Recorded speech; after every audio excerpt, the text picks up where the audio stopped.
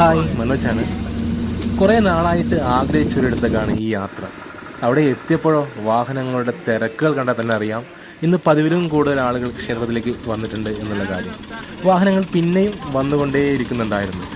നമ്മളെന്തായാലും ക്ഷേത്രത്തിനകത്തേക്ക് കടന്നിട്ട് വേണ്ട വഴിപാടുകളും കാര്യങ്ങളൊക്കെ ബുക്ക് ചെയ്തിട്ട് നമ്മൾ വെയിറ്റ് ചെയ്തിട്ടിരുന്നു പൂജയ്ക്ക് വേണ്ടിയിട്ട്. നവരാത്രി ദിനാഘോഷങ്ങളായതുകൊണ്ട് തന്നെ പൂജകളും കാര്യങ്ങളൊക്കെ കുറച്ച് ലേറ്റ് ആവുമെന്ന് അധികൃതർ പറഞ്ഞിട്ടുണ്ടായിരുന്നു. അതുകൊണ്ട് ഞാനൊന്ന് പുറത്തേക്ക് ഇറങ്ങി വന്നു. അപ്പോഴേക്കും വാഹനങ്ങളൊക്കെ ഏകദേശം ഫുൾ ഫില്ലായിട്ടുണ്ടായിരുന്നു. വീണ്ടും നമ്മൾ ക്ഷേത്രത്തിനകത്തേക്ക് വന്നു.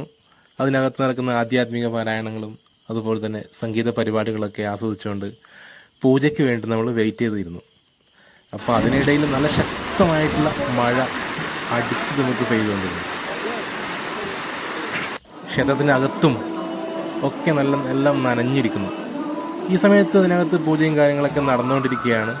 പൂജയും കാര്യങ്ങളൊക്കെ കഴിഞ്ഞു. നമ്മളതിൻ്റെ പ്രസാദങ്ങളൊക്കെ വാങ്ങാൻ വേണ്ടിക്ക് വാങ്ങി. മഴ അപ്പോഴും അതിഭയങ്കരമായിട്ട് പെയ്തുകൊണ്ടേയിരിക്കുന്നുണ്ടായിരുന്നു. നല്ല വെയിലായിരുന്നു. പെട്ടെന്നായിരുന്നു ഈ മാറ്റങ്ങൾ. അങ്ങനെ മഴ അത്യാവശ്യം തോർന്നത് ശേഷം നമ്മൾ മെല്ലെ കാമക്കുളത്തിലേക്ക് പോവുകയാണ്. അപ്പോൾ ഇതാണ് ആ ക്ഷേത്രത്തിലെ പ്രധാനപ്പെട്ട വഴിപാടുകളിൽ ഒന്നായിട്ടുള്ള ആമയൂട്ട് നടക്കുന്ന സ്ഥലം. ഒത്തിരിയേറെ ആളുകൾ അവരുടെ ആഗ്രഹങ്ങളും സങ്കടങ്ങളും ഒക്കെ പറഞ്ഞിട്ട് അതിനൊക്കെ ഒരു അറുതി വരുത്താൻ വേണ്ടിയിട്ടുള്ള ചില പ്രാർത്ഥനകളും ആചാരങ്ങളും. ഇവിടെ എനിക്ക് ഏറെ സന്തോഷം തോന്നിയൊരു കാര്യം, മനുഷ്യരല്ലാത്ത മറ്റൊന്നിന് നമ്മൾ പ്രാർത്ഥനയായിട്ടും വഴിപാടൊക്കെ ആയിട്ട് ആഹാരം സമർപ്പിക്കുകയാണ്. അത് വ്യത്യസ്തമായിട്ടുള്ളൊരു അനുഭവം തന്നെയാണ്. ഈ ക്ഷേത്രത്തിലെ മറ്റൊരു പ്രധാനപ്പെട്ട നേർച്ചയാണ് ചൂല് നേർച്ച എന്ന് പറയുന്നത്.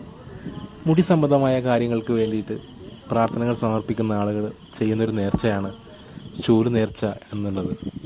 അതും വ്യത്യസ്തമായിട്ടുള്ളൊരു സങ്കല്പമായിട്ട് എനിക്ക് തോന്നിയിട്ടുണ്ട്.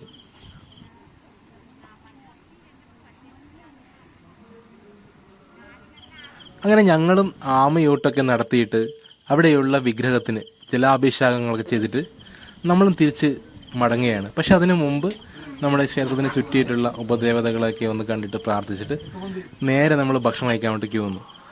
ഭക്ഷണം കഴിക്കാൻ നല്ല തിരക്കായിരുന്നു. കാരണം നേരത്തെ നമ്മൾ കണ്ടിട്ടുണ്ടായിരുന്നു ഒത്തിരിയേറെ വാഹനങ്ങൾ, ആളുകളൊക്കെ കൂടുതൽ വന്നിട്ടുണ്ടായിരുന്നു. നവരാത്രി ദിനാഘോഷങ്ങളായതുകൊണ്ട് തന്നെ ഒത്തിരിയേറെ ആളുകൾ വന്നിട്ടുണ്ടായിരുന്നു. പ്രത്യേകിച്ച് ഞായറാഴ്ചയും കൂടിയായിരുന്നു. അപ്പോൾ ഇവിടുന്ന് ഏകദേശം ഭക്ഷണമൊക്കെ കഴിഞ്ഞതിന് ശേഷം നമ്മളൊരു 2:30 3 മണിക്ക് ശേഷമാണ് നമ്മൾ അവിടെ നിന്ന് പുറപ്പെടുന്നത്. അപ്പോൾ ഇത്രയാണ് ഇന്നത്തെ വീഡിയോയിലും കാര്യങ്ങളും നമ്മൾ ചെയ്തിട്ടുള്ളത്. ബാക്കി ഭാഗങ്ങൾ